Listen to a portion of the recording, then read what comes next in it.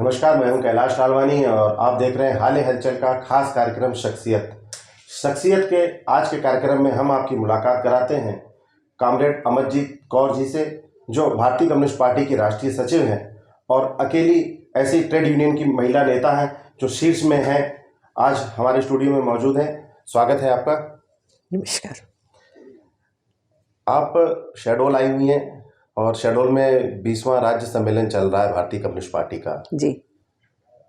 Communist party करीब 3 से 4 दशक पहले यहाँ पर एमएलए भी रहते थे, एमपी भी रहते थे देश में भी, लेकिन काफ़ी धीरे धीरे कम्युनिस्ट पार्टी का जो पब्लिक वाला ग्राफ था वो पीछे हटती गई, ट्रेड यूनियनों तक सीमित रह गई। सब लोगों के जहन में ये एक सवाल रहता है कि क्या कारण है कि सिकुड़ती जा रही है, या विचारधारा का कुछ है, विचारधारा वर्तमान परिस्थितियों से मेल नहीं खा रही है। देखिए, ऐसा है कि चुनावी रणनीति में कम्युनिस्ट पार्टी पिछड़ी है, लेकिन आवाम के प्रश्नों को उठाने में, उसके ऊपर संघर्ष करने में केवल मजदूर आंदोलन में ही नहीं, इवन दूसरे जो सेक्शंस हैं सोसाइटी के, या विद्यार्थी हैं या महिलाएं हैं या किसानों के आंदोलन है, उन सब के अंदर सक्रियता में कोई कमी नहीं है। पार्लियामेंट्री डेमोक्रेसी में हम पिछड़ गए क्योंकि पार्लियामेंट्री डेमोक्रेसी हम ये कहेंगे कि एक नए दौर में घुस चुकी है, और वो नया दौर है जहाँ केवल पैसे का जोर चलता है। जात के नाम पे, धर्म के नाम पे बहुत ही इमोटिव इश्यूज से आम आवाम को बांट करके वोटों की राजनीति की जाती है, और ये कम्युनिस्ट एथिक्स के खिलाफ है। कोई कम्युनिस्ट जात के नाम पे, धर्म के नाम पे वोट नहीं मांगेगा।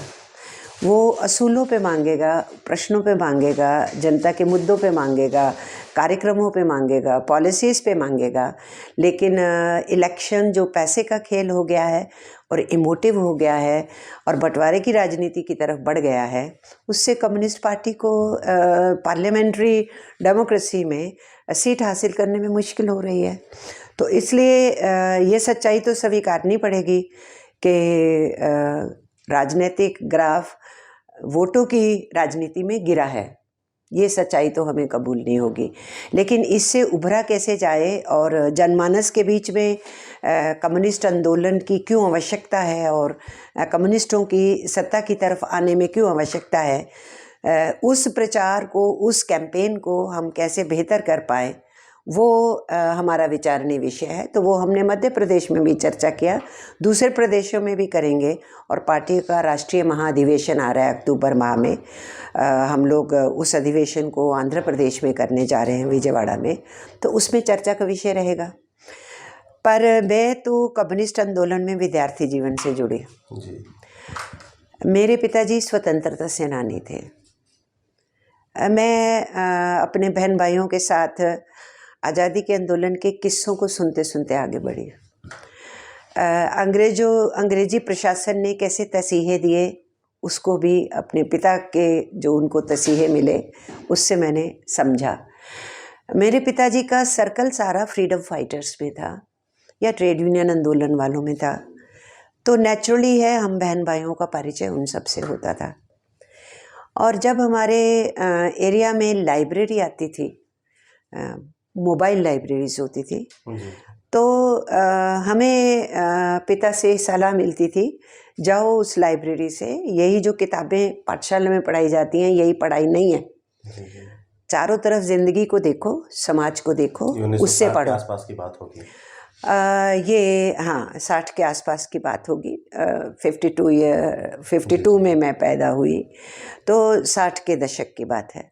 तो उसको पढ़ो, दुनिया को देखो, और फिर उसके साथ साथ जाओ लाइब्रेरी से भगत सिंह की किताब लाओ, चंद्रशेखर आज़ाद की जीवनी लाओ, बिस्मिल और फाकरला को पढ़ो कि कैसे अरुणा ने झंडा फहराया था 1942 में क्विट इंडिया मूवमेंट में। सारे नेता तो रात में गिरफ्तार हो गए थे, लेकिन अरुणा पे बापू को भरोसा हुआ था, तो उन्होंने कहा था तुम गिरफ्तार मत होना।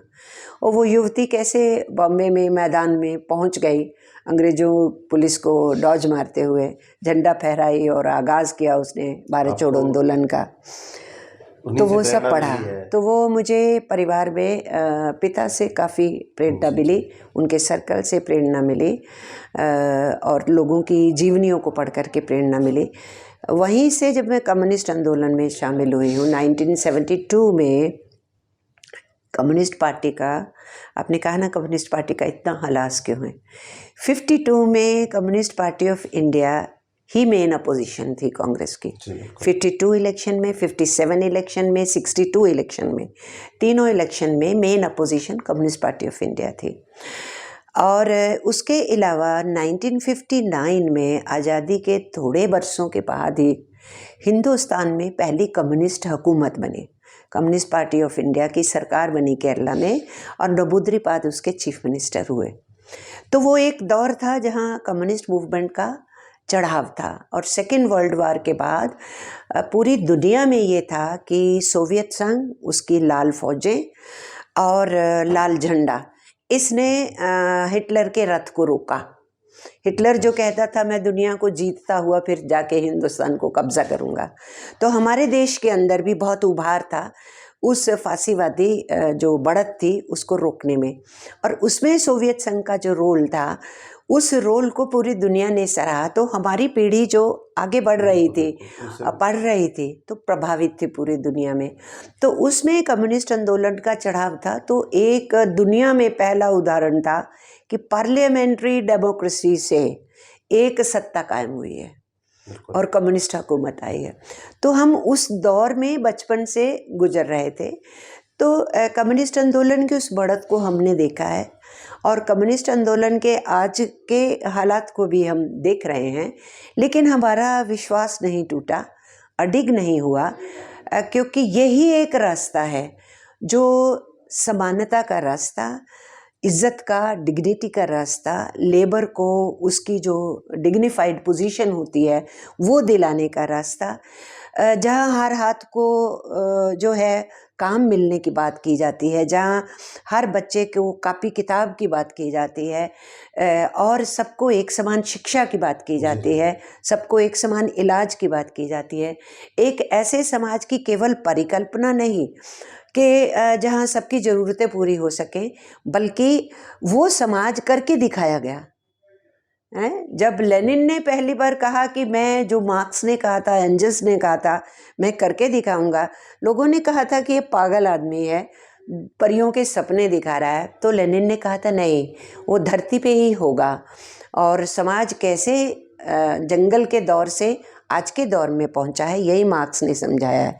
ये साइंस है, समाज के अंदर प्रतिद्वंदता है, अंतर विरोध है, उसी में से समाजवाद निकलेगा। महिला, और उस समय आपने ये राजनीति शुरू की छात्र जीवन में। 2 अप्रैल 1952 को आपका पंजाब के गुरदासपुर में जन्म हुआ। आपके परिवार में क्या पहले से, पिताजी तो ठीक है, लेकिन क्या महिलाएं या आपके आस पड़ोस में कुछ ऐसी महिलाएं थीं जिनको देखकर आपने प्रेरणा ली? वो अभी लगातार हम देख रहे हैं कम्युनिस्ट में, खासकर तो भारतीय जनता पार्टी या कांग्रेस है, और जो लाइमलाइट में दल है उसमें तो महिलाएं रहती ही नहीं, कम्युनिस्ट में और इतना संघर्ष, मतलब यही रास्ता आपने क्यों चुना? गृहिणी भी बन सकती थी और डॉक्टर्स भी बन सकती थी, कुछ भी बन सकती थी, लेकिन ये राजनीति का रास्ता आपने क्यों चुना? ठीक कहा आपने।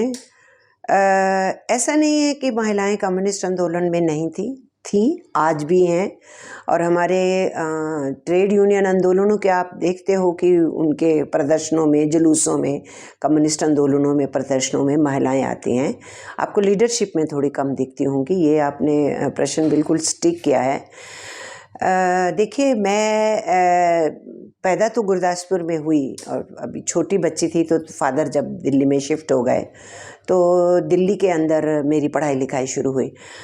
मैं जिस वातावरण में मैं बड़ी हो रही थी, उस वातावरण में लड़कियों को राजनीति में नहीं आना चाहिए, ये उनका कप ऑफ टी नहीं है, उनके सीमित दायरे हैं। हमारे समाज के अंदर इस तरीके की परिचर्चा काफ़ी प्रचलन थी, और इसलिए जब हम लोगों ने भी स्कूल टाइम में ही थोड़ा सा सोशल एक्टिविज़म में रोल अदा करना शुरू किया, तो हमारी माँ को भी लोग आकर के बोलते थे, कहाँ लड़की को जाने दे रही है, लड़कियों को तो आखिरकार फिर शादी कर देना है उनकी, तो तू इसको रोक, ये इसका फील्ड नहीं है।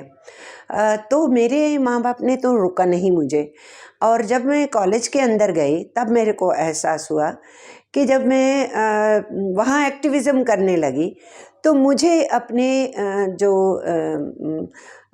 पुरुष कोलीग्स थे, लड़के थे, उनमें से कईयों के प्रवचन आने शुरू हुए कि नहीं नहीं नहीं नहीं, स्टूडेंट्स पॉलिटिक्स में लड़कियों को नहीं आना चाहिए, तुम्हारा शौक हो सकता है पर ये लॉन्ग लास्टिंग नहीं होता है, तुम्हें इसमें दखल नहीं देना चाहिए। क्योंकि जब मैंने कुछ इनिशिएटिव्स लिए, जब मुझे उसका विरोध सहना पड़ा, जब मुझे मॉब का मुकाबला करना पड़ा उस पर्टिकुलर सिचुएशन में, क्योंकि पहली हड़ताल जो मैंने लीड की थी मैंने अपने स्कूल में की थी। मैं 10th स्टैंडर्ड की स्टूडेंट थी, लड़कियों का स्कूल था, और वो दिल्ली के इतिहास में लड़कियों के स्कूल में पहली हड़ताल थी।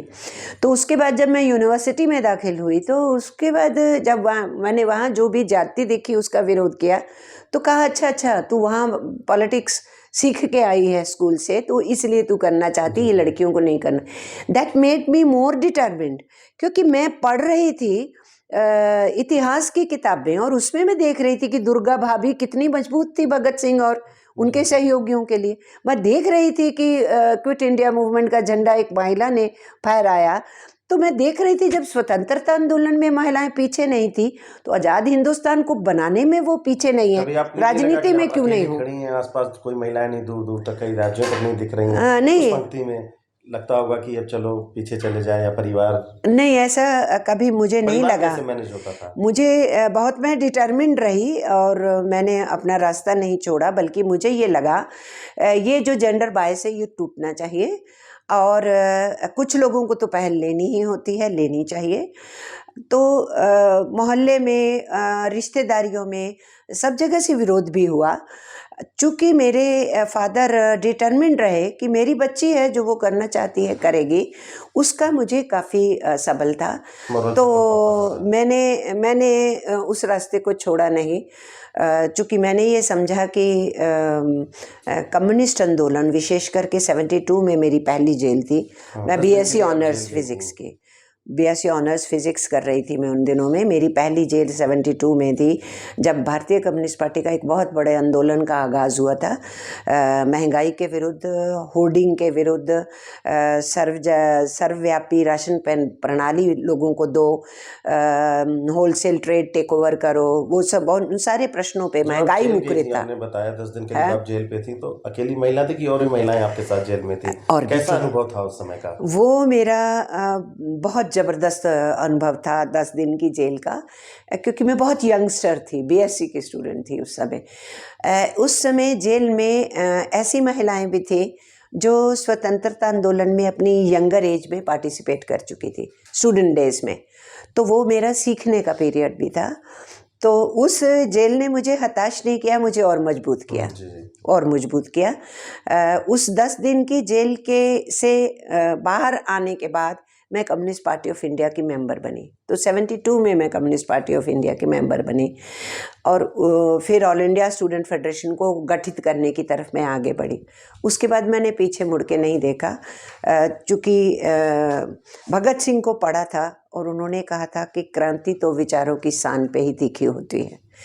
तो विचार एक बार मजबूत हो गए तो समझ में आ गया कि ये रास्ता पुरुष का है और स्त्री का नहीं है, ऐसा नहीं है, पूरे समाज का कलेक्टिव रास्ता है। और इसमें अगर हम रोल नहीं अदा करें और सिर्फ हम बराबरी की हक की बात करें, वो नहीं चलेगा। बराबरी का हक चाहिए तो बराबरी की कुर्बानी भी चाहिए। परिवार कैसे मैनेज करती थी आप? परिवार मैंने मैनेज किया। मेरी शादी एक डॉक्टर से हुई, वो ईएनटी सर्जन हैं। लाजमी बात है कि ये तो एक्सपेक्टेशंस होती है इन लॉज की, कि बहू आई है तो वो घर को देखे, केवल पति को देखे। उनके लिए एक नई बात थी कि मेरी जब शादी हुई तो मैं उस समय एआईएसएफ की, ऑल इंडिया की जनरल सेक्रेटरी थी। 81 में मेरी शादी हुई। 79 में मैं नेशनल लीडरशिप में, ऑल इंडिया स्टूडेंट फेडरेशन की में आई। नेशनल लीडरशिप का मतलब था मुझे पूरे हिंदुस्तान घूमना है, और मैं पूरा हिंदुस्तान घूमती थी। तो नेचुरली नई शादी हुई है, उसके बावजूद भी मैं 5 दिन हस्बैंड के पास हूँ, और उसके बाद मैं 15 दिन नहीं हूँ घर पे, या महीना नहीं हूँ, और फिर मैं जा रही हूँ 2-4 दिन। तो उस किस्म की रेजिस्टेंस या प्रवचन तो फैमिली की तरफ से होता ही है, तो वो मेरे लिए कोई हैरानगी की बात नहीं थी जिस तरीके की परिवारों की बनत है। लेकिन ये एक अच्छी चीज़ थी कि मैरिज से पहले ही मेरे होने वाले पति से मेरी बहुत डिस्कोर्स हुई और मैंने उनसे कहा कि मेरा तो ये लाइफ पैटर्न है, ये लाइफ पैटर्न तो मेरे से छूटेगा नहीं, तो उसकी एक्सेप्टेंस करनी होगी, तो तभी हम दोनों ज़िंदगी चला पाएंगे। तो मुझे वो कोऑपरेशन मिली अपने लाइफ पार्टनर से। तो रेजिस्टेंस, डिफ़िकल्टीज़ मैरिटल लाइफ में आया करती है, पर अगर आप डिटरमिन्ड हैं और आप अंडरस्टैंडिंग पार्टनर हैं, प्रैक्टिकल प्रॉब्लम्स बहुत सी आती हैं, उसको आप झेल लेते हैं। और फिर हमने डिसाइड भी किया कि जब तक मैं एज ऑफ लीडरशिप में हूँ तो फैमिली वे में नहीं जाऊँगी। तो एज ऑफ लीडरशिप से मैं जब फ्री हुई तो तभी मैं फैमिली वे में गई। और मेरा एक बेटा है, पर बेटे की परवरिश के दौरान 6 महीने के बाद मैं दोबारा फील्ड में थी। Only for 6 months I was confined to home. तो 6 महीने के बाद मैं फिर से फील्ड में थी। तो मुझे अपनी मदर का बहुत बड़ा सहयोग मिला, बच्चे की परवरिश में जो मुझे हेल्प मिली उनसे मिली। तो उस दौरान भी वो डिफ़िकल्ट फेज़ था मेरे लिए, छोटे बच्चा और बच्चे की मेरे से एक्सपेक्टेशंस वहाँ से डिफ़िकल्ट फेज़ था, बट आई कुड। एक स्टेज जब बच्चा ग्रो कर रहा था तो भी उसको लगता था कि पापा वहाँ हैं, मम्मी यहाँ है, पापा भी घूमने निकल जाते हैं, मम्मी भी इधर, कभी कभी इकट्ठे होते हैं। तो बच्चे के पास तो ढेरों सवाल होते हैं, तो उन सवालों को संयम से सुनना और संयम से जवाब देना, वो टेस्टिंग टाइम्स थे मेरे लिए। मैं कह सकती हूँ बहुत टेस्टिंग टाइम्स थे। पर जब आप डिटर्मिन्ड हैं कि आपने समाज के लिए परिवर्तनों को करने का एक बार मिशन लिया है, रास्ता चुना है, तो आप कितनी भी डिफ़िकल्टीज़ हैं उनको पार करेंगे ही। कभी तो ऐसे मौके आए होंगे जब बेटे के कारण आपने कोई मीटिंग कैंसिल की हो या फिर कोई वो किया हो, बेटे का प्यार या बेटे का मोह, या बच्चे जिद्दी करते हैं, बच्चे की मैं बेटे जिम्मेदारी को होगी। साथ लेके जाती थी मीटिंगों में, जलसों में, बचपन से ट्रेनिंग जुलूसों दी में। आपने उनको। बिल्कुल, वो साल का था। और अभी अयोध्या में ये विवाद चल रहा था, तो बच्चा अभी 1 साल का था। जब मैं उसको छोड़ करके, उन दिनों मैं नेशनल फेडरेशन इंडियन वुमेन की स्टेट चैप्टर की जनरल सेक्रेटरी थी, मैं 500 महिलाओं का जत्था लेकर के फैज़ाबाद पहुंची थी। और वहां से फैज़ाबाद से अयोध्या 12 किलोमीटर का मार्च था, तो उसमें मैं पार्टिसिपेट की। वो पहली बार मैं बच्चे को छोड़ के दिल्ली से बाहर निकली थी। पूरा दिल पक्का करके निकली थी, पर विश्वास था कि नानी के पास है, इस वक्त कोई दिक्कत की बात नहीं है। तो नेचुरली मेरी फैमिली ने भी मेरे बच्चे के सवालों का जवाब दिया ना, जी। कि माँ कुछ अच्छा कर रही है। और मुझे इतना कॉन्फिडेंस था कि चाइल्ड की ज़रूरतें हैं, आवश्यकताएं हैं, बच्चा पूछेगा, माँ को हर वक्त चाहेगा, लेकिन जब बच्चा ग्रो करेगा तो प्राइड फील करेगा और वो एक इंडिपेंडेंटली जीना भी सीखेगा, तो वो उसका कॉन्फिडेंस लेवल भी बढ़ेगा। मुझे इस बात का बहुत यकीन था। और मैंने देखा कि बच्चे की ग्रोथ में, बच्चा तो बच्चा होता है, उसकी अपनी मांगें होती थी, उसको आप डांट नहीं सकते हैं, उसको आप प्यार से समझा ही सकते हैं, और बच्चे को समझाया जा सकता है। इसलिए बच्चे ने मेरे आगे सरेंडर नहीं किया, मैंने बच्चे के आगे सरेंडर नहीं किया, लेकिन हम दोनों ने एक अंडरस्टैंडिंग बनाई। उस अंडरस्टैंडिंग से आज मेरा बेटा भी डॉक्टर है, मेडिकल इमरजेंसी की स्पेशलिटी में। बात हुई। लंबा अरसा आपने, लगभग 55, मतलब आज आप 69 साल की, 69 ईयर्स की हैं, और 15 साल में आपने राजनीति शुरू की थी। देख लें तो लगभग 5 दशक से ऊपर का समय, 50 साल से अधिक आपने भारतीय कम्युनिस्ट पार्टी के दिए हैं, या भारतीय कम्युनिस्ट पार्टी के माध्यम से देश की सेवा और अपने सिद्धांतों पर चली हैं। ये जो दशक रहा है, 5 दशक का, इसमें काफ़ी परिवर्तन आए।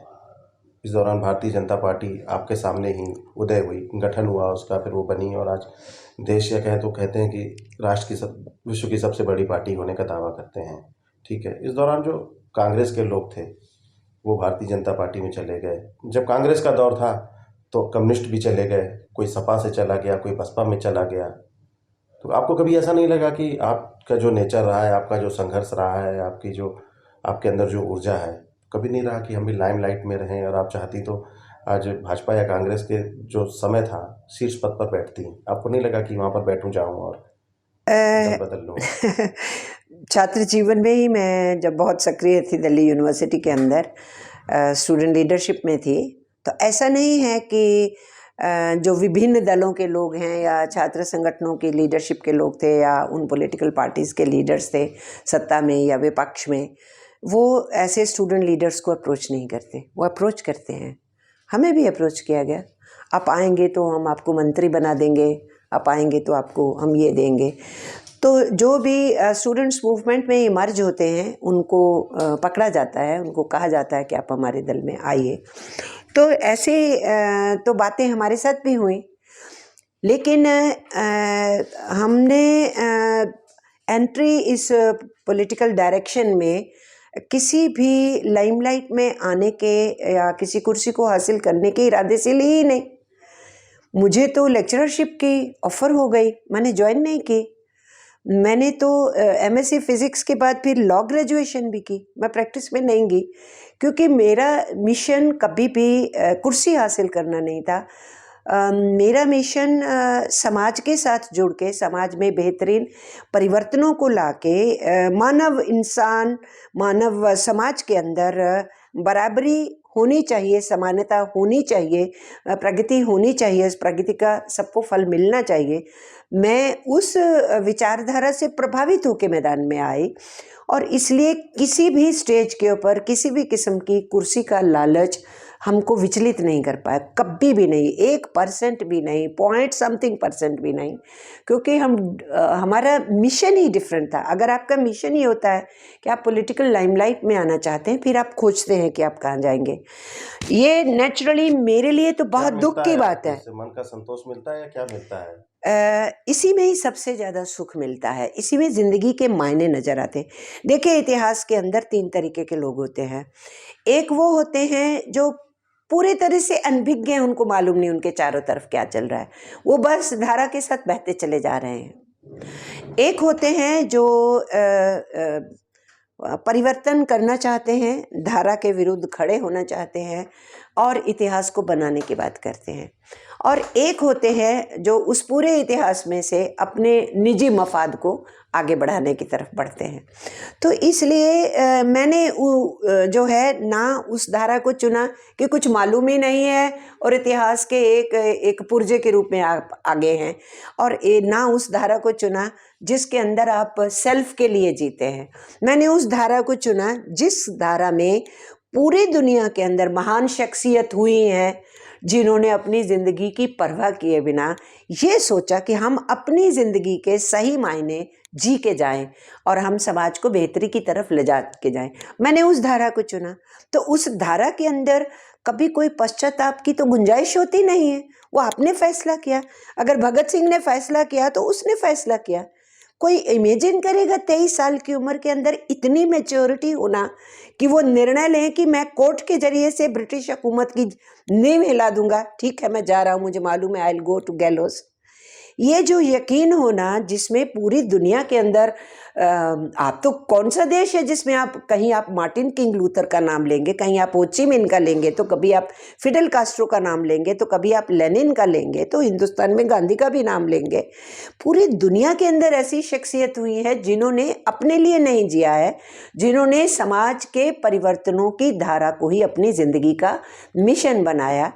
और अगर मैंने वो मिशन बनाया तो वो मेरी चूजिंग है ना। Nobody told me to become communist, मुझे किसी ने नहीं कहा तुम कम्युनिस्ट बनो, मैंने अपना रास्ता आप चुना। तो जब मैंने ये रास्ता चुना उसके लिए मैं कमिटेड हूँ, तो फिर कहाँ गुंजाइश है मैं कहूँ कि मैं गलत आई। मैं जितनी बार समाज के अंदर मुझे काम करने का मौका मिलेगा मैं इसी रास्ते को चुनना चाहूँगी, क्योंकि इसी में सुकून है, इसी में ही थक के टूट के रात को सोने में मज़ा है, इसी में ही सुबह उठ करके अगले दिन के मिशन की शुरुआत है। 69 साल आपको हो गए, 15 साल की थी तब से बस दौड़े जा रही हैं। रिटायरमेंट लेंगी, कब थकेंगी, कहाँ से आती है इतनी ऊर्जा? ये ऊर्जा समाज से ही आती है। चारों तरफ लड़ते हुए, इतने कष्टों में मुस्कुराते हुए लोग, दुख में भी मुस्कुराते हुए लोग, और उसके बाद जज्बा रखते हुए लड़ाई में आगे बढ़ते हुए लोग, वो मेरी ऊर्जा है, ताकत मुझे वहाँ से मिलती है। इसलिए थकान नाम की चीज़ तो हमारे जहन में नहीं रहती है। 60 हाँ। साल में तो रिटायर हो जाता है आदमी, फिर सोचता है कि सब कर लिया नहीं जिंदगी नहीं में। 69 हो गए, हाँ 55 साल केवल लड़ते लड़ते हो गए, दौड़ते दौड़ते हो गए आपको। देखो, रिटायरमेंट होती है जहां आप लिमिटेड दौरे में नौकरी पे हैं। यहाँ हम नौकरी के लिए नहीं आए हैं, ज़िंदगी के मिशन के लिए आए हैं। तो इसलिए जब आंखें बंद हो जाएंगी, शरीर और सांसें बंद होएगी, उस दिन रिटायरमेंट होगी। देश की आधी आबादी तो महिलाओं की है, आप महिला नेता हैं, और अकेली ऐसी, हमने जब इतिहास पढ़ा तो उसमें देखा है कि मणिकेन कारा थी। हाँ, 1936 इंडिपेंडेंस से हाँ, पहले। हाँ उसके पहले, उसके बाद आप अकेली ऐसी महिला नेत्री हैं जो ट्रेड यूनियन में इतने शीर्ष पर हैं, और लगातार इसकी सचिव भी रही हैं और बड़े बड़े पदों पर रही हैं।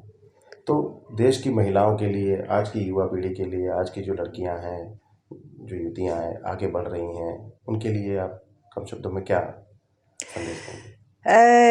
मैं सबसे ये कहूँगी कि हमेशा मानिए कि आप किसी से कम नहीं हैं। मौके नहीं मिले ना, इसलिए आगे नहीं बढ़ पाए, तो फिर मौका ज़बरदस्ती लेंगे, खोजेंगे, आगे बढ़ेंगे।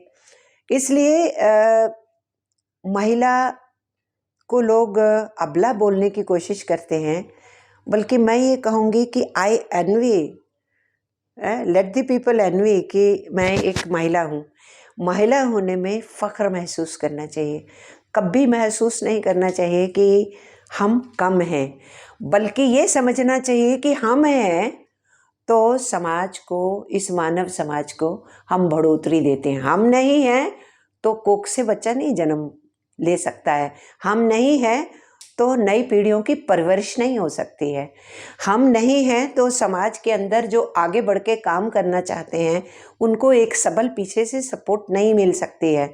तो केवल सपोर्ट क्यों बनेंगे, क्यों बराबरी के साथ खड़े होकर के उस परिवर्तन की धारा में शामिल क्यों नहीं होंगे। इसलिए किसी भी तरीके से अपने को कम नहीं आंकना चाहिए। ऊर्जा अंदर है, ताकत अंदर है, मजबूती अंदर है, उसको सिर्फ महसूस करना है, उसको बाहर निकालना है। तो कोई भी कमज़ोर नहीं होता है, स्त्री और पुरुष। और हम ये जानते हैं अगर लड़कों को भी मौका नहीं मिले समाज में, वो भी कहीं पिछड़ जाते हैं। लड़कियों को मौका नहीं मिले तो वो भी पिछड़ सकती हैं। कोई ऐसा फील्ड नहीं है जिस फील्ड में एक्सेल करके नहीं दिखाया लड़कियों ने। बताइए मुझे, पुलाड़ में नहीं गई क्या, वो ज़मीन में नहीं घुसी क्या, कौन सा ऐसा फील्ड है जिसमें वो नहीं आई। तो फिर पॉलिटिकल फील्ड में भी कहाँ वो पीछे रही हैं। दुनिया के अंदर स्वतंत्रता आंदोलनों में महिलाओं की कुर्बानियों के इतिहास मिलते हैं। तो अगर वो विज्ञान में है, ज्ञान में है, पढ़ाई में है, हेल्थ में है, पॉलिटिक्स में है, सब जगह, तो कहाँ वो कम है।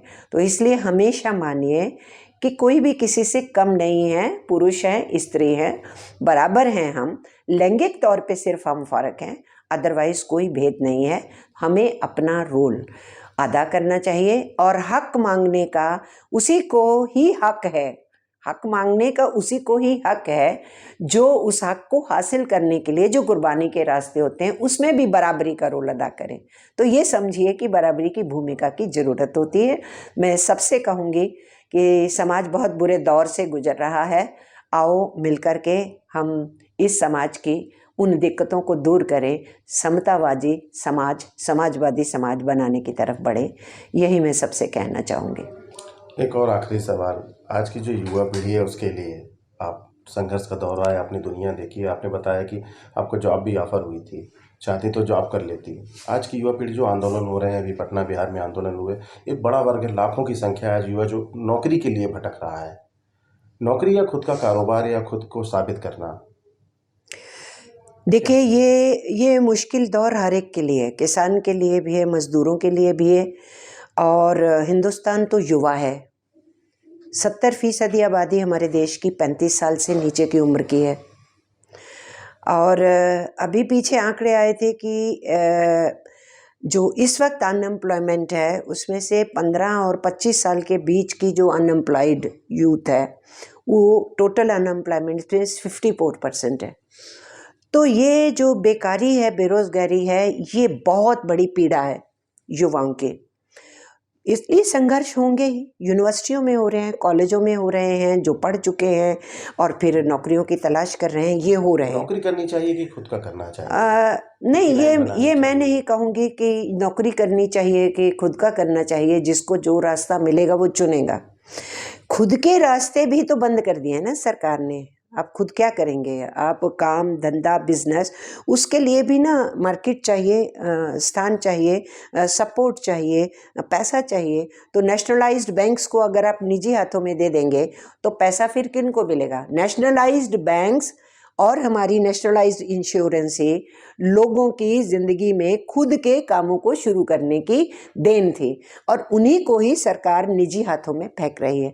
आज जिस हम दौर में हैं, मैं तो ज़रूर हैरान होती हूँ कि मैं जब यूनिवर्सिटी के अंदर थी, कोई पूछता भी नहीं था एबीवीपी के लड़कों की कोई बिसात नहीं थी वहाँ पर होती थी। भारतीय जनसंघ पार्टी जो थी, जिसका आज भारतीय जनता पार्टी नाम है, कोई पूछता नहीं था, कोई उनको सीरियसली नहीं लेता था, और आज वो सत्ता पे बैठे हैं। और मैं जो इतिहास को समझी, जानी और पढ़ी, तो जो आज कुर्सी के ऊपर बैठे हैं उनका आज़ादी के आंदोलन में कोई रोल नहीं है। और आज़ाद हिंदुस्तान के अंदर आज वो हमारे प्राकृतिक साधनों को, हमारे नेचुरल एसेट्स को, नेशनल एसेट्स जो हमने क्रिएट किए हैं, उनको कौड़ियों के भाव में फेंक रहे हैं। इसलिए युवाओं को आज समझना होगा कि अपने ज़िंदगी को चलाने के लिए जीविका के साधनों को जुटाने के साथ साथ रोज़गार मिले तो ठीक, नहीं मिले तो कुछ रोज़गार अपनी जीविका को चलाने के साथ साथ आज ज़रूरत है समाज के अंदर फिर से भगत सिंह सरीखे लोगों से, चंद्रशेखर आज़ाद, राम प्रसाद बिस्मिल जैसे लोगों से, जितेंद्र दास की कुर्बानियों से, चंद्रशेखर आज़ाद की कुर्बानियों से, सुखदेव और राजगुरु की कुर्बानियों से, खुदीराम बोस की कुर्बानियों से, करतार सिंह सराभा की कुर्बानियों से, और अब तो उधम सिंह की पिक्चर चल रही है। क्या उस चिंगारी को उसने इतने बरसों तक दिल में जिंदा रखा, और कहाँ जा कर के उसने हिंदुस्तानियों के खून का बदला चुकाया और फांसी पे चढ़ गया। तो ये आज के दौर में मैं युवाओं से ये कहना चाहूँगी कि फिर से इतिहास की तरफ मुंह मोड़िए और वहाँ से सीखिए, समझिए।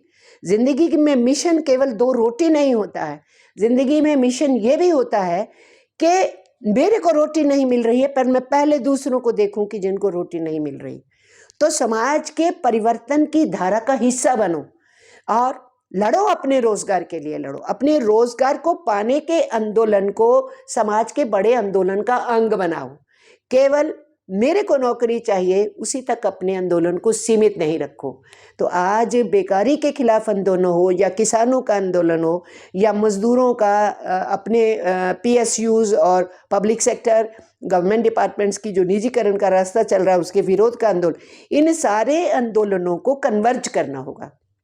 उस कन्वर्जन में युवा पीढ़ी को बहुत बड़ा रोल अदा करने की ज़रूरत है। मैं सभी युवाओं से कहना चाहूँगी कि आप लोग इन परिवर्तनों की धारा को समझने की कोशिश कीजिए कि फिर से देश करवट ले रहा है। मैंने कभी ऐसा नहीं देखा था कि कोई प्रधानमंत्री इतनी जल्दी कुछ ही महीनों में एक बच्चा भी उस प्रधानमंत्री के ऊपर कटाक्ष करे। आज ये हो रहा है, उसको आंखें खोल करके देखिए। आप तो पीढ़ी हैं जो सोशल मीडिया पे बहुत सक्रिय हैं। अगर जो पावरफुल मीडिया है, अगर वो 95% मीडिया अगर सत्ता ने कंट्रोल कर लिया अपने हाथ में, तो है ना जिस मीडिया पे मैं बात कर रही हूँ, ये सोशल मीडिया जिसमें नौजवान लोग लगे हुए हैं, इसी सोशल मीडिया के ज़रिए से वो अलग अलग लोगों से चर्चा करके आपको बताने की कोशिश कर रहे हैं कि बहुत लोग हैं जो अभी भी किसी भी उम्र में लड़ने के लिए तैयार हैं। तो आप उस सोशल मीडिया को पकड़िए और उसमें अपने आंदोलनों को मुखरित कीजिए और इस धारा को समझिए कि आपके पुरखों ने लड़ा था आपको बेहतर ज़िंदगी देने के लिए, और आज आपको लड़ना होगा आपके पीछे जो आने वाली पीढ़ियां हैं उनको बेहतर ज़िंदगी देने के लिए। इसलिए केवल अपना रोना हम नहीं रोएंगे, दूसरों के दुख और कष्ट को देखते हुए सबके साथ कलेक्टिव चलेंगे तो हम परिवर्तन लाएंगे। इसलिए आज के युवा की हिंदुस्तान को बहुत निहायत सख्त ज़रूरत है वो इस चीज़ का एहसास करें और अपने आंदोलनों को एक मजबूत परिवर्तनों की धारा के साथ जोड़ें। जो हमारे रोज़ी रोटी, हमारे बुज़ुर्गों के हालात, उनके तरफ ध्यान नहीं देते और केवल पूंजीपतियों की सेवा में जुटे हुए हैं, उनको कब तक कुर्सी पे बने रहना चाहिए। तो परिवर्तनों की धारा की तरफ बढ़ने की कोशिश करें, ये मेरा युवाओं को संदेश रहेगा। तो ये थी कामरेड अमरजीत कौर जी। आपने इनकी बातें सुनी और महिलाओं के संदर्भ में भी बातें सुनी। आप ज़रूर इनसे सीख लेंगे और नए रास्ते आपको मिलेंगे। इन्हीं आशाओं के साथ हम आज के कार्यक्रम को यहीं विराम देते अपने हैं। क्षेत्र व आसपास की खबरों के अगले साथ हमसे कार्यक्रम जुड़ने में के लिए फिर आप इस हमें शख्सियत के साथ 8818147339 एवं 76979866 धन्यवाद। नमस्कार। अपने क्षेत्र व आसपास की खबरों के साथ हमसे जुड़ने के लिए आप हमें 8818147339 एवं 7697986647 पर कॉल या व्हाट्सएप पर मैसेज कर सकते हैं।